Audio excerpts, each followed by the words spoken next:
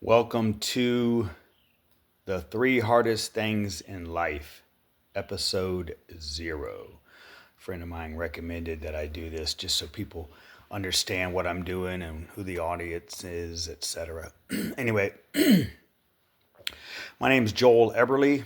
I'm a Christian, married to my best friend for 30 years, 3 amazing kids doing well in society. I must add that I love all people. I got friends on both sides of all spectrums, different religions, etc. And I like hanging out with them just as much as friends that are like me more. Anyway, I joined the Army. I got out, went to college while I served part-time, worked in the corporate world for a while. Basically, I just felt God calling me back to active duty. Long story short, I retired at 49 years old from the Army. I volunteer a lot, do a little fishing during the week and hunting, other hobbies. I wrote a book called The Three Hardest Things in Life, and the Amazon profits are donated. I had some help from very successful people who, like me, also made plenty of mistakes in life. Anyway, about the book, number one of the three hardest things in life is being a good person. Are any of us really good? If you claim to be a Christian, are we really following Jesus and doing everything he and the disciples said to do and not do? Number two is having a marriage that makes it until the end. Sadly, only 40% roughly make it, but I would argue that only half of those are actually a good marriage. It's tough. Number three is raising kids that leave the nest soaring. Anybody can raise kids, but are they tracking like hound dogs when they leave and doing better than you did, and just well grounded, not a menace? Are they helping out in society? Are they just really? I don't know. You get the point. Anyway, the book will talk all about that, but the book is kind of what leads us here now.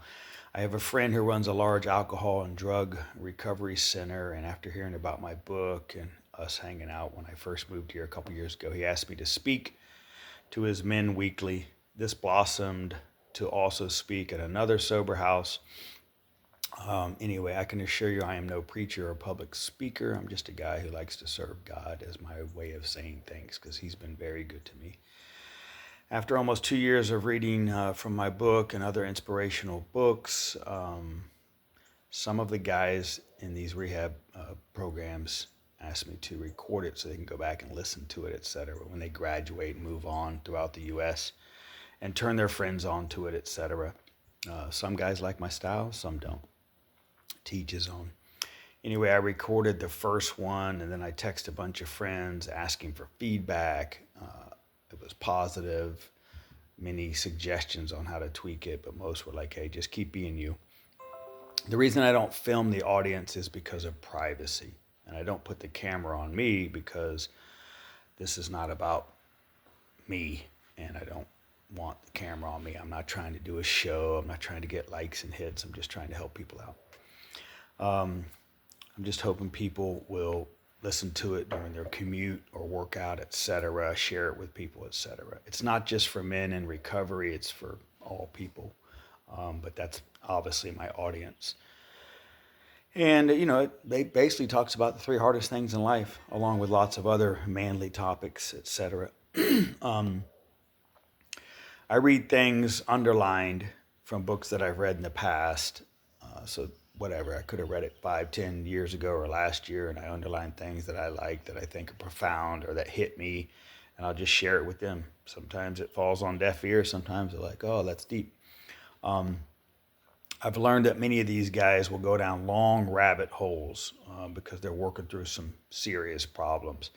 So I don't let them speak too much because it's not fair to the other guys, and we got to stay on track. So I try to have a little conversation with them, but I've learned the hard way that some of them will just go on crazy rants, or they're not even talking about the right subjects, etc. And others are very smart, etc. Anyway, so that's why there's not a lot of dialogue. Obviously, I would love dialogue better. It would be better for this format, of a podcast, etc. But it is what it is. Trust me, I know the audience.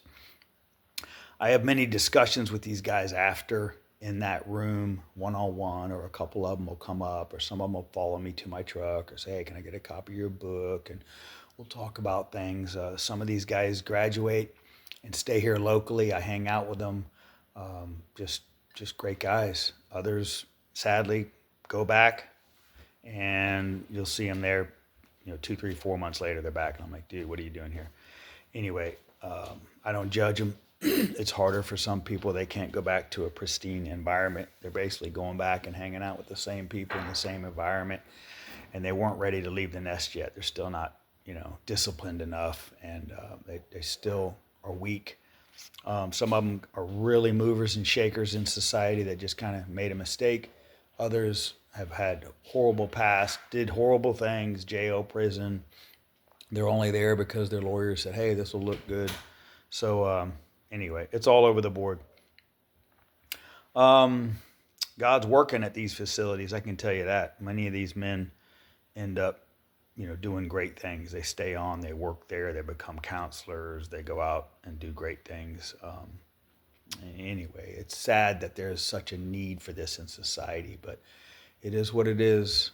You'll hear my little rants and opinions during these podcasts, but it's pretty simple, actually, if you ask me. It's all about, following God and men, raising men, etc. And that's why society falls apart. Some would say it's not that easy, but to me, everything's pretty easy. We all make mistakes. And anyway, here I go off on a rant. Anyway, enjoy.